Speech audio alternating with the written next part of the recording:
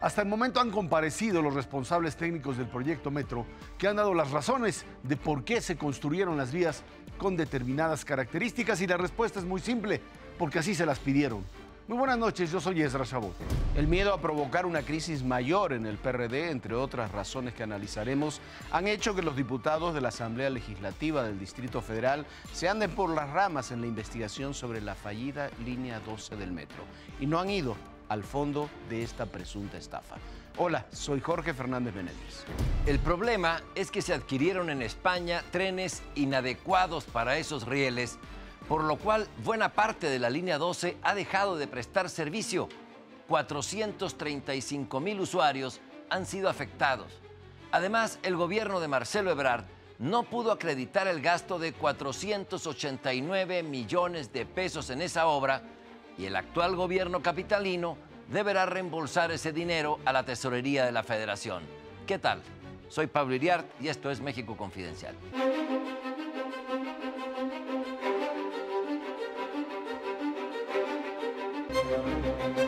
Pues Jorge, Ezra, se hicieron las vías para soportar trenes con determinadas características, de determinado peso, con determinada altura, ancho, y resulta que se mandaron a hacer de una manera diferente.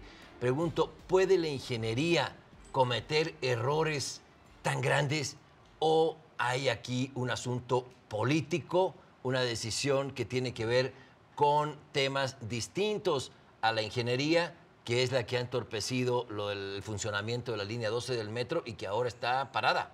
No, la ingeniería no comete esos errores. No puede cometerlos. Lo cometen los que hacen los contratos, esos son los que cometen los errores, si es que son errores. Descartemos por principio el tema corrupción, porque no tenemos la información, concreta. Para acusar a alguien de corrupción tendrías que tener directamente los papeles, pero yo creo que el primer punto por donde se tiene que analizar es la enorme irresponsabilidad en esta idea de la no existencia de una estructura central, de un eje único, de una secretaría, como finalmente ayer ya se hizo, Secretaría de Obras, que fuera la que controlara el modelo. Cuando tú dejas que cada parte haga pues lo que le corresponde sin que exista un ente central que la coordine, tienes este tipo de resultados. No, bueno, pero partamos también de un principio.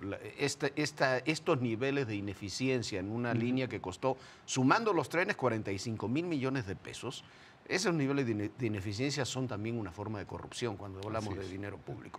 Pero además del trámite administrativo, de que hubiera una sección del gobierno, un área pedía los trenes, el otro pedía las vías, tiene que haber habido malos manejos. Hay un mal manejo de principio ya comprobado de casi 500 millones de pesos de recursos federales que no se justificaron.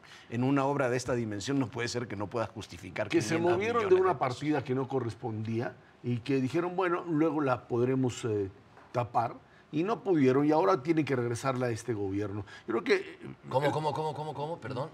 Esta partida... ¿Movieron de una partida que no correspondía? No, con esa pagaron, y ahora esa partida el gobierno le dice, utilizaste una partida que no era la que tú tenías, la que no estaba autorizada para ello, y finalmente, pues eso es una irregularidad, tienes que pagarme, tienes que devolver a la tesorería ese tipo de recursos. Y creo que el punto central ahí... El dinero no justificado. Bueno, eso tendrán que haber una investigación. Yo insisto, es la investigación, es lo que el gobierno federal dijo. Aquí no me justificaste 489 millones me los de pesos. regresas, me los regresas. Bueno, punto, porque los utilizaste para otra cosa. No, si hubiera un caso de peculado así, de haber utilizado el dinero y no tener nada, ya estarían encima de ellos. Yo creo finalmente que aquí lo que sucedió es simplemente que entre la prisa de Marcelo y lo que no se hizo durante esta administración, terminaron por hacer un verdadero desastre en términos de organización, y lo que dice Jorge totalmente cierto, finalmente un modelo de corrupción. No, pero además ahí tienes... A mí lo que me resulta muy sospechoso es lo que platicamos desde el principio. Tú ordenas hacer una línea con determinadas características, además específicamente igual a otra línea que ya se había construido con las mismas especificaciones técnicas. ¿Por qué compras por adjudicación directa unos vagones que son diferentes? Porque no hubo licitación, no es que hubo mejor precio ni mejores condiciones. Se adjudicó en forma directa a esta empresa CAF, si no me equivoco, los vagones. Se los adjudicó, además se los rentó con un contrato a 15 años que no se puede romper. Y ahí hay información que está catalogada como confidencial, información secreta. ¿Por qué? ¿Por qué la querencia por CAF, esta empresa española que construye carros de ferrocarril y todo tipo de infraestructura para ferrocarriles? Cuando Manuel Camacho era jefe de gobierno y Marcelo Ebrard secretario de gobierno, estaba con Carril en liquidación, estaba para ser desincorporada. El secretario de Hacienda, Pedro Aspe, decía que había que se estaban encargando alrededor de 300 vagones, a encargárselos a Concarril. Así subía el precio de la empresa del Estado que se estaba poniendo a la venta. Pero el gobierno del Distrito Federal, Manuel Camacho Solís, Marcelo Ebrard, se empeñaron en que fuese comprados a CAF. Hubo que llevar un tren, un vagón, de aquí a España para que pudieran hacerlo a escala, para que pudieran hacerlo exactamente iguales. Y ahora, 20 años después, vuelven a pedirle a CAF por licitación directa que les construya unos carros de ferrocarril que no coinciden con las vías. Se me hacen demasiadas coincidencias para no pensar en corrupción. Bueno, habría que, por supuesto, manejar los papeles concretos para poder hacer la acusación. Eso a mí me queda totalmente claro. Pero el otro punto que está ahí es el punto de la supervisión.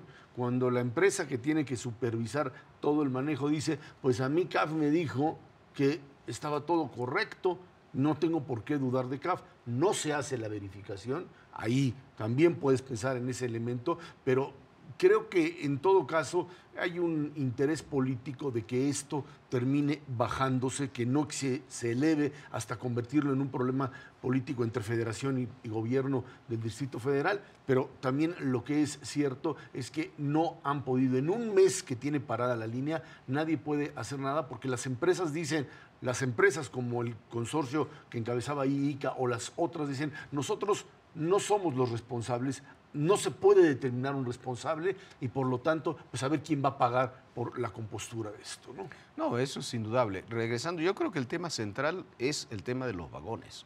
La línea se construyó, tiene defectos la línea, y las empresas ICA, Carso, Alstom tendrán que asumir un costo. Además están pidiendo 4.000 millones de pesos más que dice que les faltaron por pagar. Pero el otro tema, el tema central son los trenes. O sea, tú mandaste construir durante años, porque tardó años la construcción, una determinada vía férrea.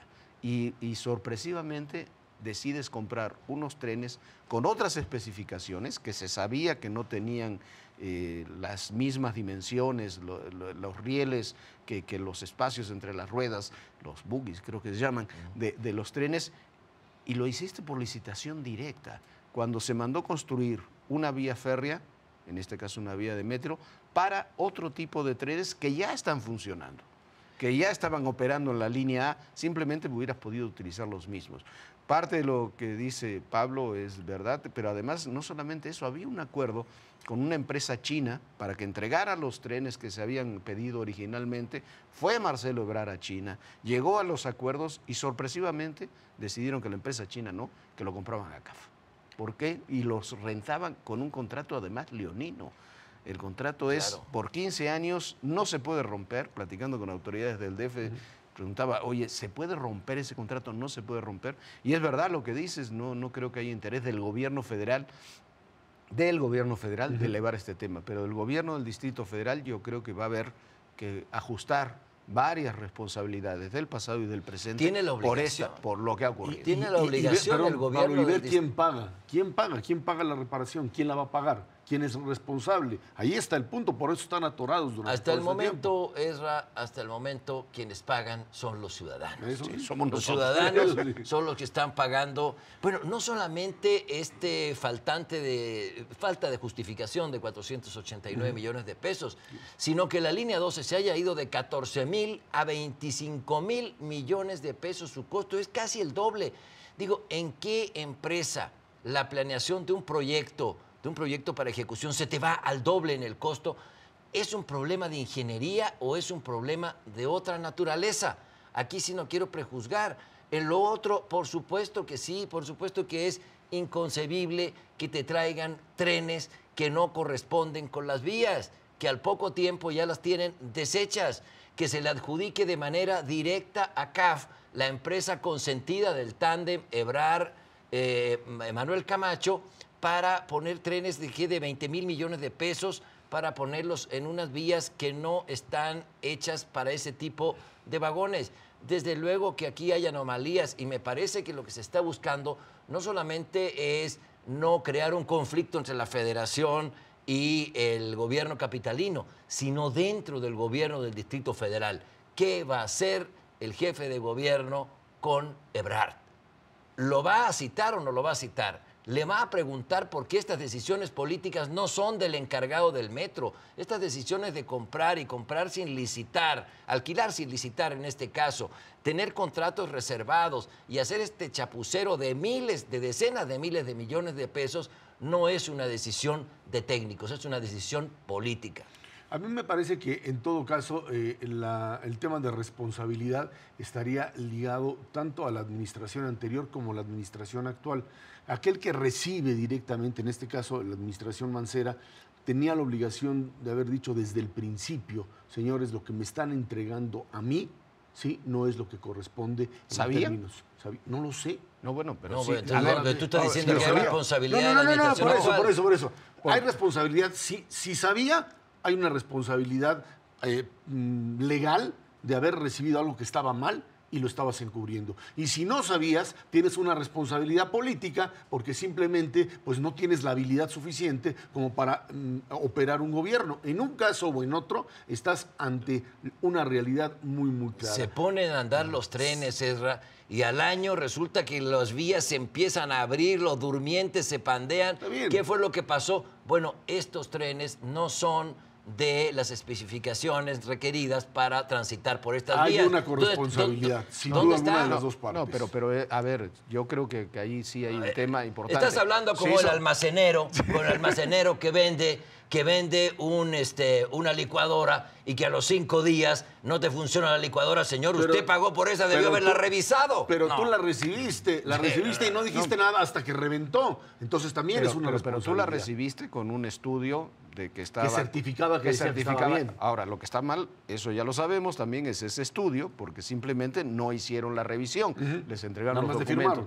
Creo que el único capítulo de responsabilidad política que hay es que Joel Ortega se tardó demasiado tiempo en informarle a Miguel Mancera de los problemas reales que tenía esa línea, que probablemente lo hizo por sus ajustes de cuentas personales también con Marcelo Ebrard, pero el tema es que tú, como cualquier gobierno, comienzas a operar una infraestructura que te entregaron y tú no puedes saber que esa infraestructura tiene problemas. Ya venía mal la infraestructura y se sabía, y fue objeto de reportajes periodísticos, no funcionaban las escaleras eléctricas, prácticamente ninguna, y así todo, por supuesto, se recibió. Sí, desde luego había detalles de infraestructura, que no estaba bien terminada la obra. Se suponía que era un problema entre el gobierno del Distrito Federal y las empresas que hicieron esa obra. Pero resulta que no eran solo las escaleras eléctricas y las goteras y que se caían los plafones, sino que los trenes no sirvieron y se pagó más de 20,000 millones de pesos por eso. Yo creo que, una vez más, aquellos que pueden haber sido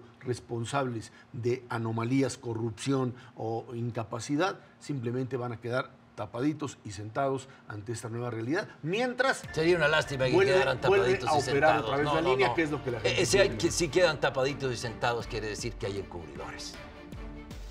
Punto. Simplemente saber por qué se pidieron trenes con especificaciones diferentes. Tapaditos y sentados quiere decir que hay encubridores, pero se nos ha ido el tiempo. Jorge, Ezra, a usted, muy buenas noches y muchas gracias.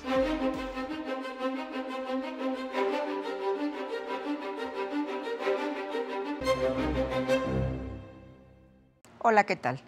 Con una gira de apenas 2 días a Honduras y Panamá, el presidente Enrique Peña Nieto refrendó su compromiso para ampliar la cooperación comercial y financiera entre las naciones de la región, así como el objetivo de estrechar lazos con Centroamérica y atender las problemáticas comunes que significan la migración ilegal, el combate al crimen organizado, la cooperación comercial y financiera. Bastaron unas horas para que el mandatario mexicano en Honduras firmara un compromiso para atender el fenómeno migratorio de forma integral y conjunta. Ahí reconoció que nuestro país ha iniciado un combate frontal contra la criminalidad que debe dar resultados en un mediano plazo. Con ello, será posible reducir muchos de los abusos y riesgos que corren los inmigrantes ilegales, que según datos duros, cada hora emigran un promedio de 9 hondureños y la mayoría lo hacen por nuestro territorio. Con Panamá, el gobierno de la República ha asignado un tratado de libre comercio con miras a lograr la apertura de espacios con la participación del vecino país en la Alianza del Pacífico, lo que puede generar nuevas oportunidades en inversión y en empleo. La visita del presidente Peña Nieto a estas dos naciones dejó en claro que México es un actor con responsabilidad global, en sintonía con las mejores causas de la humanidad, tal como le expresaron los mandatarios tanto de Honduras como Panamá.